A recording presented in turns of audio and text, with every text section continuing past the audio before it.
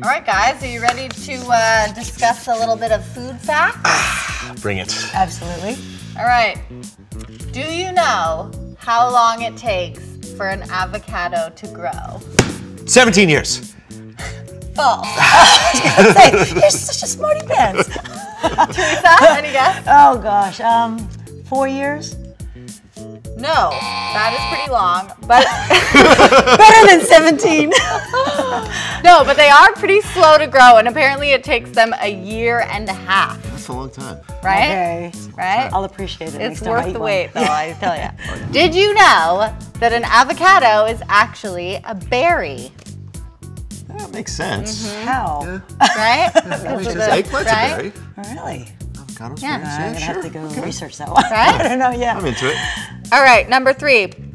Did you know that a Hass avocado is the world's favorite avocado?